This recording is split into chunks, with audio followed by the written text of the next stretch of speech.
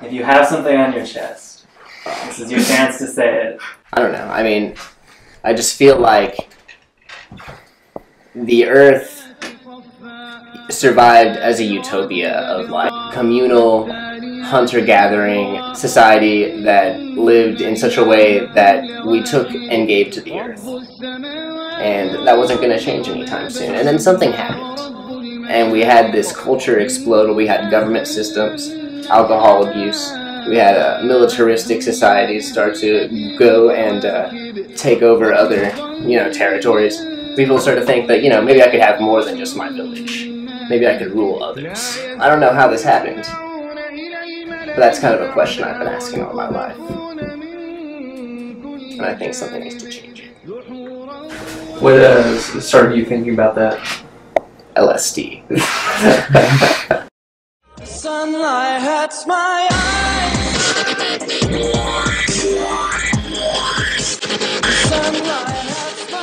My name is Taylor McCormick from Edmond. I like to say like Ivory Tower is what I think of when I think of Edmond. It's, fucking beautiful paved streets and beautiful strip malls. Zandra McCormick from Okemah. Okemah is the seat of the poorest county in the state. Of all 77 counties, it is the poorest. And Okemah is like the head of that. 20% of the adults that live there are addicted to methamphetamine. I'm the first person out of my family to go to college. That was a big deal for my family, yeah. Well, the first time we met, I guess I just noticed that she was very, He's told me that he noticed I was really weird before. She was very unafraid to speak her mind. Well, the first time we met, outside of the alcohol meeting, for when we were freshmen at OU. He tried to sleep with me, but it didn't work.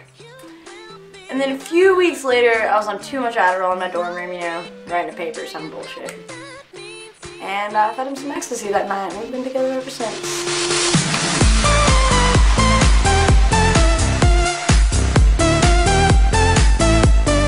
If you're rolling on MDMA, you have an increased perception of colors and light. So, the first massive rave I went to, EDC in Dallas, that was a really crazy experience, and I was just like, damn, this is fun.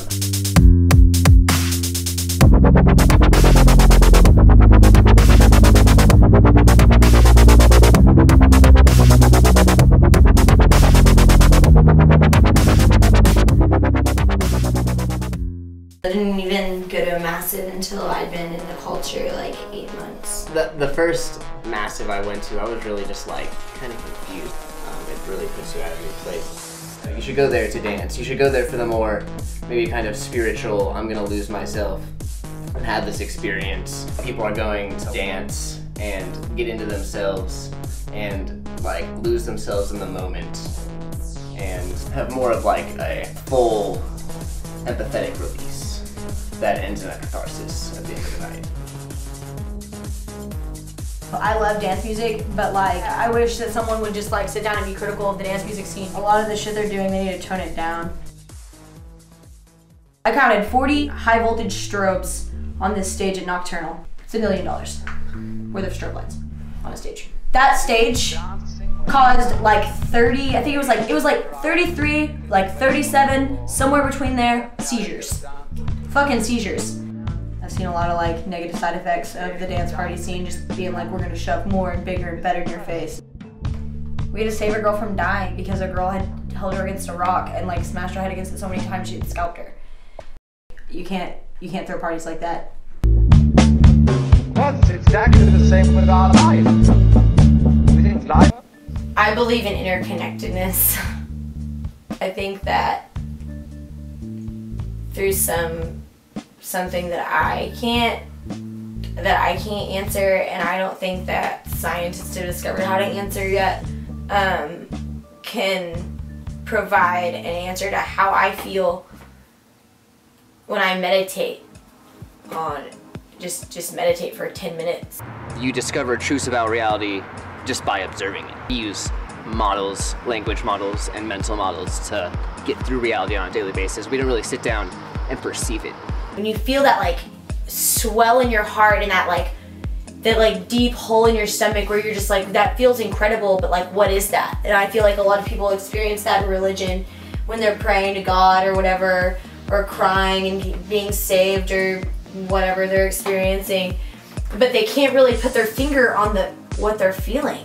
And I've finally been able to put my finger on what I'm feeling. This is kind of a radical thing to say, but I think that what we need to fall back into is spirituality and religion being seen more as you yourself go into the experience and you have the mystical experience. Because Christianity today, you sit down in a room and the priest tells you about Jesus, this guy who had a mystical, ego-dissolving experience, but that doesn't do anything for you. You just hear about it and you're like, okay, that was great. When you can fucking eat some mushrooms or go drop some acid and sit down and meditate, and you can have that ego-dissolving experience that Jesus or Moses or all the prophets had, because that's what they were doing, and coming back from that and telling their friends, hey, I experienced the spirit world, and I got this message, we're all one, we need to love each other, and it's all gonna be fine. This is a beautiful moment that we live in, where, you know, we're in a perfect place with the sun to where life has grown on this earth, and we've developed intelligence and developed technology. And we've exploded into this renaissance of art and humanity, and anything's possible. But at the same time, we're hurtling towards self-destruction. I hate that a lot of business is just like, I'm an entrepreneur and I just make money. You know, like, I'm not into that. I think we need to change the larger philosophy of the world to be more considerate towards that whole, because that's all we are. We're part of the earth, and that's like an organism, just like you're an organism. And you're like a cell in the earth, just like the cells in your body are a part of you. You're not playing stupid games, and you're more looking for a way to serve the world and make your life mean something. Because if all of our lives mean something, then the human race moves forward as a whole. But if we all just make ourselves some money and pack it all away and die, then we all just fucking stagnate.